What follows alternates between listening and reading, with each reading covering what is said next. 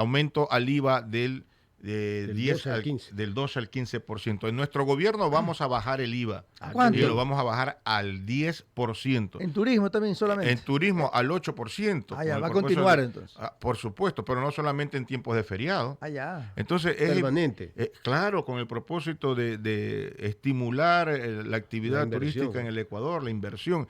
Entonces, mira, está demostrado que el IVA, ese incremento, lejos de ser inconstitucional, ¿verdad?, ha afectado también ha afectado la economía la recaudación en el país. No se ha recaudado lo que se aspiraba, y lo poco que se ha recaudado no ha servido para dotarnos de seguridad, tanto así que se escapa a Muentes. Ojalá que no sea... ¿Dónde se escapó el Muentes? Bueno, en los medios de comunicación dicen, en las redes Ya sociales... aclaró el Snipe, No, sigue no. en la roca. Sigue en la roca. Bueno, mire, en todo caso, lo cierto es que aumentan los delitos, no se reducen. Por lo contrario, la gente vive en zozobra, con miedo. Entonces, es evidente que no han servido para dotar de seguridad a la población, sino para pagar el servicio de la deuda. Otra manera de tener recursos para poder resolver las Licenciado necesidades. Escala, Unidad Popular planteó ante la Corte Constitucional sobre el tema del IVA una inconstitucionalidad en ese sentido. ¿En qué quedó esto? Bueno, ha sido aceptada la demanda, A trámite. ha sido aceptada el trámite, estamos esperando de que se convoque a la audiencia para escuchar a las partes, porque es ilegal. Cierto es que el Ejecutivo tiene la facultad de presentar iniciativas de proyectos de ley que cree, reforme impuestos, pero quien aprueba es la función legislativa. Eso nunca ocurrió para incrementar del 12 al 15%. Entonces, ahí está una de las inconstitucionalidades que la Corte Constitucional tiene que definirla. No fue aprobado ese incremento por la Asamblea Nacional. Es más, nunca fue motivo de debate ese incremento, porque no estuvo en el proyecto inicial de esta iniciativa de ley. Entonces lo hizo directamente el Ejecutivo. Además de que es un duro golpe a la economía de los pueblos del Ecuador. Entonces, para enfrentar este tipo de medidas antipopulares y de sometimientos al Fondo Monetario Internacional por parte de Daniel Noboa, miren cómo el Fondo Monetario Internacional ordena y Noboa cumple. Es un muchacho rico, bien, que cumple a rajatabla los designios, las órdenes del Fondo Monetario Internacional.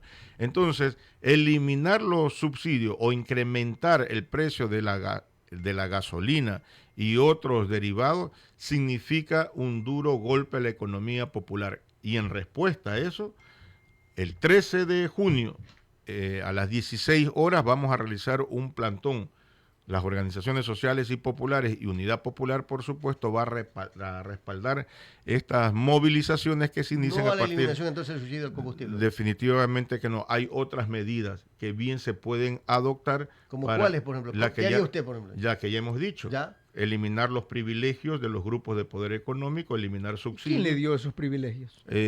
Todos los gobiernos anteriores. Mire, Carlos Luis, son 7 exoneraciones de pago de impuestos de deuda que tenían los grandes grupos de poder En el Ecuador. económicos con el Estado. Estamos hablando de 7 exoneraciones que se inició 4 en la época del correísmo, 1 con Lenín Moreno, 1 con Lazo y ahora último con la ley de urgencia económica de Daniel Noboa. Ahí se perdonaron 4.800 millones de dólares.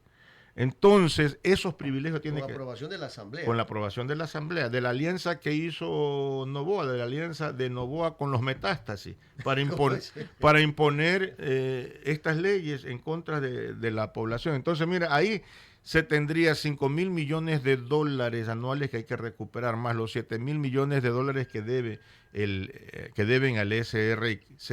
Se declaran incompetentes, no puede el SRI recaudar, pero al que tiene un kiosco le cierran de manera inmediata su tienda también. Eso no puede ocurrir. Le caen como pandillas, como piraña. Es correcto. Y entonces ¿cuál es la corona que tiene? Y entonces esos privilegios tienen que terminarse. Es decir, la ley del embudo, Carlos Luis, lo ancho para los grupos de poder económico, y lo angosto para los de abajo. Ese tipo de medidas de política tienen que terminarse en el Ecuador y lo vamos a terminar en el gobierno de Unidad Popular. Usted lo he visto que está recorriendo el país ya, don Jorge Escala. ¿Cuál es la percepción precisamente y de qué manera usted entraría al tema que nos preocupa a todos, que es el tema de la inseguridad? Bueno, ahí se debe adoptar de manera inmediata y de manera simultánea también un conjunto de medidas. Uno, duro combate a la delincuencia, que se debe encargar las Fuerzas Armadas y la policía. Para eso se modificó, se reformó el artículo 258 de la Constitución. Así es. Pero hay que dotarles de armamenta, para eso hay que invertir en la seguridad. Hay que no solamente tener el control de las cárceles, ¿qué hacer con los PPL? Pueden o no ejecutar obras de infraestructura u obras como públicas. En otras partes. En el país, programas de vivienda, reconstrucción de las vías. Es decir, tienen que ser útil para la sociedad, no pueden ser en la escuela del delito. Pero también es cierto que hay que dar duro combate a las mafias, ¿verdad?, delincuenciales que se han tomado por asalto todas las instituciones del Estado, la justicia, ¿ya? En todos lados. Control, Contraloría. Contraloría. Hay que dar duro combate a eso. Hay que depurar de malos elementos que existen desde la cúpula de las Fuerzas Armadas y Policía. Sin esas medidas, usted no puede garantizar seguridad a la población. Por supuesto que no vamos a declarar la guerra como en México. Mire usted, en Colombia, y resulta que eso no ha dado solución al tema de la inseguridad. Hay que eliminar las causas que originan la criminalidad. Entonces, si tenemos más de 200,000 niños y adolescentes que son reclutados y de manera permanente por estas bandas delincuenciales, es el caldo de cultivo para preparar a los gatilleros. Vean las estadísticas, Javier, tienen entre 12, 13, 14 años. En nuestro gobierno ningún niño se quedará al margen del sistema educativo y le vamos a quitar de las garras de la delincuencia a la niñez, a la juventud. Si les niegan el derecho al cupo para la universidad, ¿qué esperanza tienen los jóvenes en el Ecuador? No hay empresa, no hay trabajo. Y es más, si los jóvenes realizan emprendimiento, en menos de 3 años fracasan, quiebran, porque no hay la intervención, la ayuda, el aporte del Estado, el incentivo del Estado para que puedan sostener sus pequeños emprendimientos. En nuestro gobierno vamos a invertir en créditos a largo plazo, bajo intereses, para que mejoren la productividad, los pequeños y medianos, los micros emprendedores, los micros empresarios, que son los que generan el 70% de las plazas de trabajo. Y de eso un gran segmento son jóvenes. Y en la medida en que mejoran la productividad, las pymes, estamos generando fuentes de trabajo para apostarle al bienestar de la gente y se quede en el Ecuador. Mire usted, en 5 meses de gobierno de Daniel Noboa, más de 100,000 compatriotas han abandonado el Ecuador precisamente por falta, y siguen. Entonces estamos hablando de un gobierno que le miente permanentemente al Ecuador. Habla poco, pero tiene mucha mentira en sus pocos discursos, intervenciones que buscan esconder esta realidad. Entonces hay que resolver esto, Javier. Pero en el tema, usted que también ha sido dirigente de la Unión Nacional de Educadores, en ese marco, por ejemplo, hay algo importante que usted dice: siguen quedándose jóvenes sin cupo, sin poder ingresar a la universidad, niños que no pueden ingresar a la escuela o que no pueden ir a las escuelas. Y en ese marco, ¿cómo va a hacer usted? Porque Lazo dijo, vamos a eliminar la CNC, y resulta que nunca ocurrió eso. ¿Cuál sería el implemento que aplicaría usted de llegar a la presidencia de la República? Se puede demostrar que en el régimen Costa, 70,000 niños y adolescentes no retornaron a sus aulas, se suman a los más de 200,000, eso es gravísimo. Sí. Yo soy profesor, como sabe Carles Luis, en la parroquia Febres Cordero, en plan piloto, que ya bordea o está en el límite con la isla Trinitaria. Y soy profesor en el nivel de bachillerato. Y cuando nos acercamos a las casas de nuestras madres y padres de familia, ¿por qué no matricularon a sus hijos? El problema es que no tienen para la lista de útiles escolares. 40, 80 y hasta $100.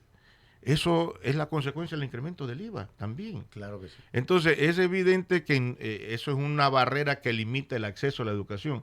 En nuestro gobierno vamos a eliminar todas las barreras y principalmente este problema. De tal manera que vamos a entregar la lista de útiles escolares gratuito a todos nuestros estudiantes. Y por supuesto, si la Constitución habla de 2 organismos en el sistema de educación superior, yo fui el redactor de todo el articulado de educación en Montecristi. Claro, el Correato con una ley se inventa un tercer organismo que no existe. Y por lo tanto, hay 3 organismos, CENESIS, el CAS, antes se hace y CES. Tiene que haber solamente 2 organismos, pero de ahí usted se ahorraría también gran cantidad de recursos. Pero lo importante es que en nuestro gobierno, los hijos de los trabajadores, los hijos del pueblo, tendrán libre ingreso a la universidad. Nadie se quedará sin cupos.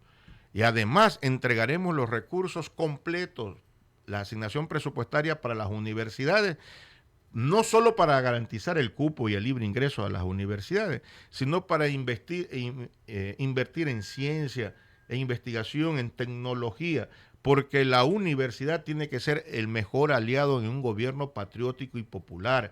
Por ejemplo, si queremos reactivar la economía en el Ecuador, las universidades deben participar en lo que hemos denominado la alianza pública comunitaria. El Estado interviene, por ejemplo, con los campesinos, con los agricultores. Puede o no la capacitación implementar las universidades.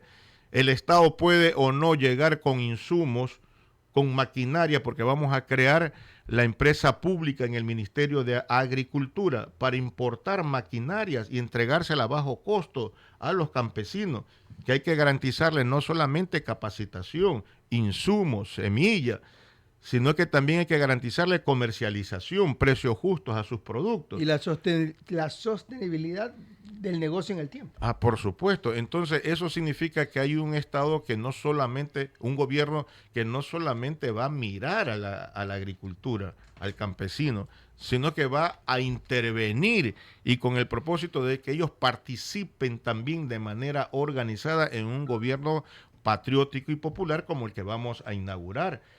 En nuestro gobierno, las políticas públicas, todas, sin excepción, van a ser elaboradas o construidas, ejecutadas y evaluadas con la participación del pueblo organizado, con organizaciones sociales y populares. Y donde no hay, vamos a promover, incentivar la participación social y popular. Es decir, va a ser un gobierno de participación social y popular. 8:23 minutos, profesor. En este gobierno actual, con el presidente Noboa, al inicio se veía un trabajo en conjunto con la Asamblea, pero ahora ya sabemos, una disputa entre Ejecutivo y Legislativo. ¿Usted cree que se puede llegar a trabajar bien entre ambos poderes? Bueno, cuando se trata de actuar en función de los intereses de la patria y en función de resolver las necesidades de la gente, de la población, sí se puede presentar proyectos de iniciativa popular, y cuando la Asamblea bloquea iniciativas del ámbito popular, hay que hacer uso de los proyectos de ley con carácter urgente económico. Como lo hizo Lasso. Como lo hizo Lasso, como lo está haciendo Noboa. No. Pero la diferencia es que ellos utilizan este mecanismo para imponer leyes en contra del pueblo. La diferencia es que, por ejemplo, presentaremos la reforma a la Ley de Seguridad Social. Si hay bloqueo en la Asamblea, y no puede haber porque vamos a llegar con una importante mayoría de legisladores, pero en el supuesto escenario que eso ocurra, pues tendrá también el carácter urgente económica. Pero ahí tendremos una ley con el propósito de plantear que el ministro de Economía, si no cumple con la transferencia para el IE, será destituido de manera inmediata. Si ellos se oponen, en 30 días eso se convierte en ley. ¿Favorece o no a los intereses de la seguridad social? Obligarle a que paguen los empresarios o los grandes empresarios que le deben, empleadores que le deben a la seguridad social más de 3.000 millones de dólares. Establecer, institucionalizar el Congreso de Afiliados, para que sea el escenario de rendición de cuenta de las autoridades del Consejo Directivo del IES. Es decir, para ser un IES verdaderamente autónomo, eficiente. ¿Ya? Si se establecen mecanismos para el pago de la deuda entre el Estado con el IES, si se oponen en la Asamblea, implementaremos proyectos de ley de esta naturaleza, pero para favorecer los intereses de los trabajadores y del pueblo del Ecuador, no utilizar este mecanismo para imponer las leyes que ha aplicado el gobierno de Noboa, de Lasso, que lo hizo también el correísmo. Entonces hay mecanismos para aprobar leyes que benefician a los intereses de la nación y pueblos del Ecuador. Otro mecanismo de participación social y popular son las consultas populares, pero esta vez con temas que le interesa a la gente, y esos temas se convertirán en mandato o en mandatos legales constitucionales. Entonces, sí se puede gobernar, dirigir los destinos del país si se aplican medidas diferentes de las que han adoptado todos los gobiernos anteriores, quienes nos han dirigido. Nos vendieron la idea: un banquero exitoso va a sacar de la crisis del país, y no pudo terminar sus 4 años y dejó al Ecuador en quiebra, además de los hechos de corrupción, León de Troya y todo lo demás. Nos dijeron y nos gobernó un charlatán que hablaba de revolución y de socialismo, y su práctica fue más de derecha y con rasgo fascistoide. Atacó a las libertades, a la democracia, a los medios de comunicación. Entonces gobernó 10 años, dejó endeudado, hipotecado al Ecuador con la China. Nos dijeron que tienen que seguir gobernando los empresarios, pero ahora con rostro nuevo. Y resulta que tenemos a un joven, ¿verdad?, con rostro nuevo, pero tiene la misma o vieja práctica política de los gobiernos anteriores, y además las mismas mañas. Miren usted, Javier, Lisset y Carlos Luis, ya tiene una docena de asambleístas que ha virado, disculpen que utilice el término, ha desgranado de las otras bancadas. Pero eso han hecho todos los gobiernos. Pues, es que eso tiene que terminar, eso tiene que acabarse. Nosotros estamos planteando el que llega a ocupar una curula auspiciado por un partido político y luego de la noche a la mañana se proclama independiente y no defiende principios porque es el referente de antivalores, tiene que perder la curul, tiene que perder su puesto de elección popular. No puede ocurrir eso, que la gente llegue a ocupar y llegue con el respaldo popular y de la noche a la mañana tenga que comprar o vender su conciencia o comprar... Pero también hay la otra parte, pues, profesor, la que la organización política obliga a que ese asambleísta vote porque así lo considera la organización, porque están dentro de sus intereses y no los intereses del pueblo. Bueno, entonces ahí el pueblo ecuatoriano tiene que castigar. Por ejemplo, vamos a una nueva elección en el 2025, la gente ya no puede votar por los metástasis, por los purgas, por los plagas. Entonces es evidente que la opción, la alternativa, está en Unidad Popular y en el profe Jorge Escala, que no tiene ninguna mancha del pasado de corrupción. ¿Cómo le dicen a usted? Oiga, profe. Profe, me dicen los estudiantes, pero con me esto dicen los padres de las familia. elecciones asambleístas, ¿usted no considera que debería regresar el otro método que se votaba por directo? O sea, si yo quería votar por Jorge Escala, ponía la rayita. Si yo quería votar por Carlos Luis Almeida, votaba la rayita, sino que ahora es prácticamente en plancha. ¿Usted no cree que eso también perjudica? Ya experimentamos eso y también se llenó la Asamblea Nacional o las curules de una gran cantidad de legisladores. Por ejemplo, en Alianza País, sí, ¿no? Ocurrió eso. Desconocidos y que actuaban en contra de los intereses del país. Entonces, la idea es que la gente y la juventud, el pueblo ecuatoriano, vote en función de la propuesta y más que la propuesta, que puedan identificar a qué intereses representan. Si representan los intereses de la banca, de los banqueros chulqueros que ya nos gobernaron, ningún voto, hay que castigarlo para que puedan votar por la lista 2 de Unidad Popular.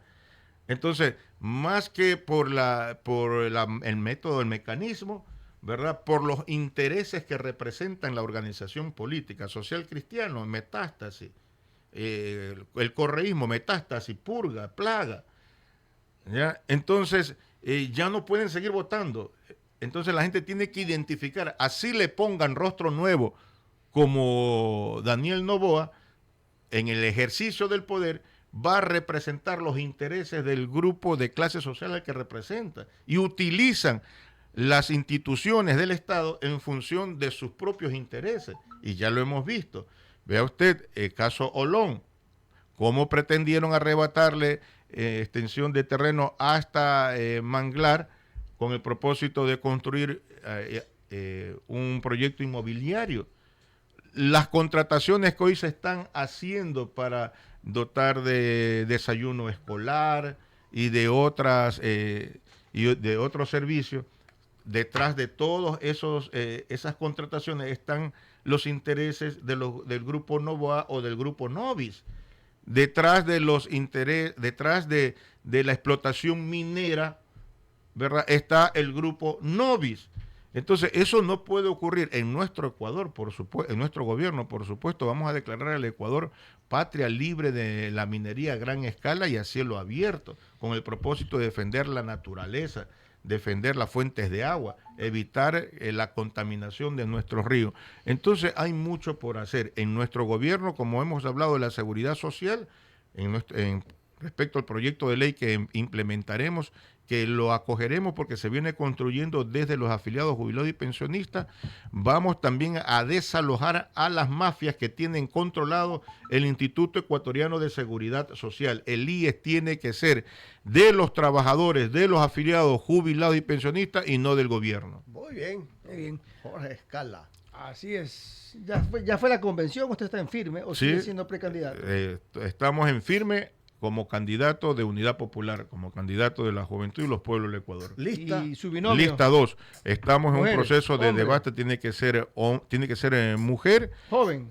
joven, pero sobre todo que pueda, que de seguro va a defender la propuesta programática que estamos en un proceso de construcción. Claro que tenemos una propuesta, una iniciativa, pero en esta primera fase hemos dicho que el profe escucha y estamos asistiendo a diferentes organizaciones sociales, populares, a los barrios, a escuchar, pero también a fortalecer la propuesta con las iniciativas que surjan, ideas, planteamientos que surgen en diferentes sectores. Desde ahí debe surgir, ¿verdad?, el binomio joven, mujer, comprometida con el anhelo de cambio, comprometida con el combate a la corrupción.